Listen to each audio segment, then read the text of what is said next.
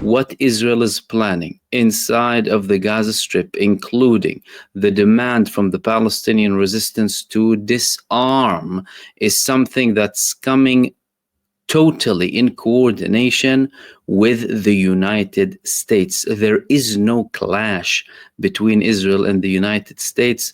There are no two sides at odds with each other.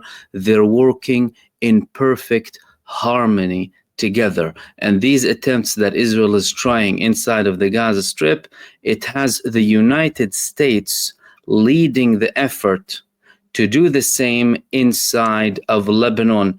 Tom Barak, the U.S. envoy to Lebanon, is clearly putting an ultimatum for the Lebanese government to force Hezbollah to disarm within 30 days. Who is that for?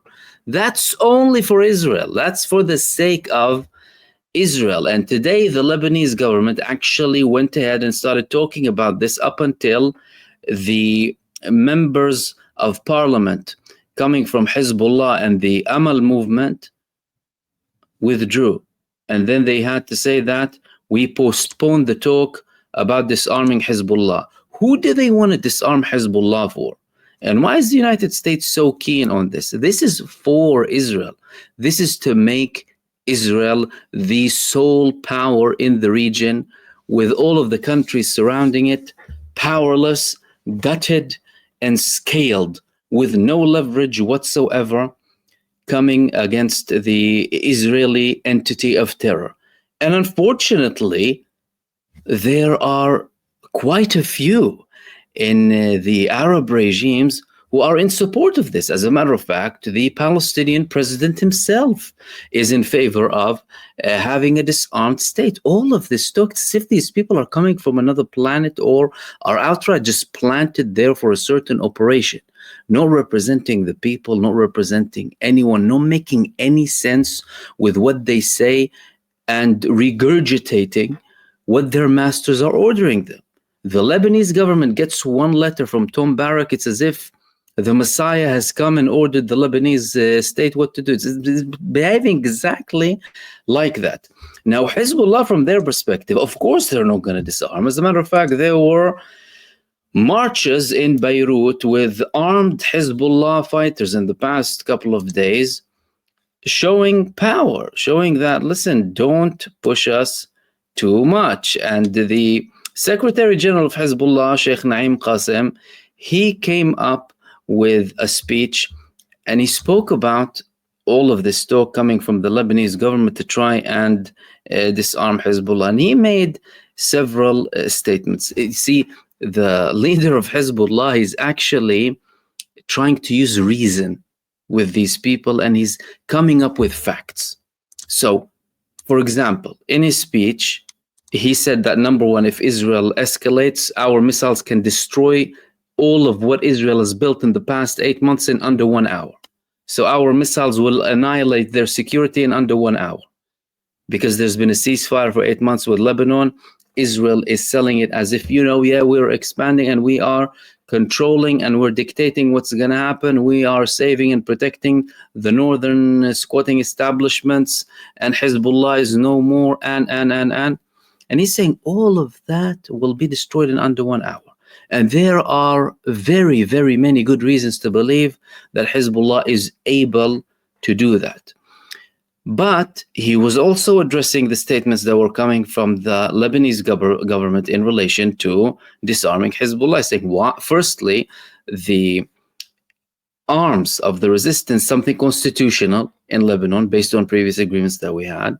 Then these are moves, and we have arms to protect Lebanon in every way possible against Israeli aggression, according to Lebanese constitution and Lebanese understandings with political groups previously. He also raised several questions. Why are you looking to disarm? And why are you following an ultimatum that's coming from Tom Barak, a U.S. envoy to the region, clearly working in harmony with Israel in relation to Hezbollah and disarming them and disarming everyone in the region apart from Israel? Also, we are ready to talk about our arms, he said, if this is in a context of an inner Lebanese negotiation. How? Well, firstly, get Israel out. Your debate should be how we protect ourselves from this Israeli aggression. Your debate should be, and your conversation should be, how we get Israel out within 30 days, not how we get rid of the only leverage that is standing up against Israel. How will the Lebanese army be able to have any sort of deterrence against Israel? The Lebanese army is incapable.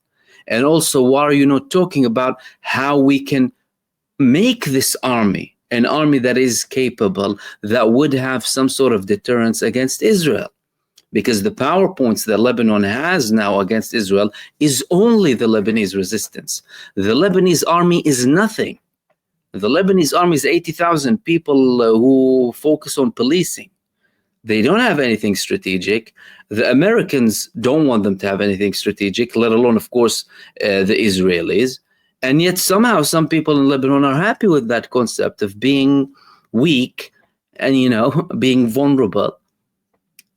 And also disarm the only thing that's standing up against Israel. Hezbollah are the ones who liberated Lebanon with the Lebanese resistance. They are the ones who expelled the South Lebanon army that was belonging to the IDF at the time. It is for the Lebanese resistance, because of the Lebanese resistance, that the Lebanese map looks how it does at the moment. Otherwise, the Israelis would have been in Beirut a very long time ago.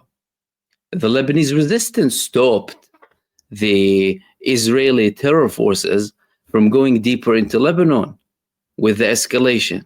And despite the fact that they went into this campaign as a supporting front for Gaza and lift the pressure off Gaza, not to totally prevent the genocide, because they were convinced that even if they went full throttle, they wouldn't necessarily prevent the genocide in Gaza, but they would open an all-out also war against Lebanon, something that later on happened up until we reached the ceasefire. But clearly there are still these attempts in Lebanon coming from the Lebanese president and senior figures in Lebanon to bow down to the United States administration and Israel and strip Lebanon of any power points that it has. And that is clearly something that Hezbollah responded to in a very, very strong way. And they said as well that if any large-scale Israeli attack begins against Lebanon, the missiles will be landing on the Israeli entity. There are many reasons to believe that even the Lebanese government or the Lebanese army, they would not want to drag things into a civil war with Hezbollah, because at the end of the day, Hezbollah, if they wanted to use their force to control Lebanon by force, they can, but that would lead to an escalation. However, the Lebanese state is pushing more and more, but both sides will have to come to some sort of a compromise at one point. And again, this could be an attempt coming from the Lebanese government to show the American side that, look how much pressure we're putting, but they're not going to disarm. That's something that can potentially be used by Israel to escalate against Lebanon, by the way, because the Americans are playing hand in hand with the Israelis. The US administration is totally in harmony with Israel. There are no differences between them. They change roles from time to time. But the American envoy can come up in a month and say, well, listen, Hezbollah did not disarm. And there we go. Our barking dog, Israel, is going to start attacking you. Israel is the attack dog of the United States in the region. So that would open the prospect of a larger war, especially seeing as Netanyahu is already talking about an expansion in Gaza and the fact that he's getting a green light from Donald Trump, the man who was promising to end all wars in a day. The Ukraine war and the wars in the Middle East, and he wants a Nobel Peace Prize. One of the biggest warmongers. He is the biggest warmonger. Without the approval of the American president, none of this would have happened. everything can stop if the United States president decides to do so. And all of the talk that we can't force Israel and we can't, all of that is absolute garbage. Israel lives and exists because of the United States. Take away the United States support for Israel, Israel is over. It's very simple. All of these developments lead to the conclusion that Benjamin Netanyahu there's a very high likelihood that he will also go to Lebanon again after this 30-day ultimatum from Tom Barak expires, because he previously stated that he wants to disarm Hezbollah. It wasn't necessarily one of the aims of the war, or the objectives of the war against Lebanon, but they started to add that later on, similar to what they've done with the Palestinian resistance during the negotiations. Because mind you, with Gaza, he was saying destroy the Hamas and then, disarm or, reduce their military capabilities. And now he's saying destroy again. So clearly you're talking about a psychopathic maniac here, or actually two psychopathic lunatics, both Donald Trump and Benjamin Netanyahu, the war criminal prime minister of Israel. This could lead to a huge escalation in Lebanon by the beginning of September, because Hezbollah will not be disarming. And clearly the Lebanese government is a weak puppet government, like the other puppet regimes of the Arab world, working and operating on behalf of the United States and their masters, not representing their people, not doing anything for their people, but following orders. And clearly the Lebanese government is receiving orders and they are trying to enforce them on Hezbollah, and that's not going to happen. However, everyone in Lebanon knows that if they're going to start using force against Hezbollah, they will be losing, and they will be losing very quickly.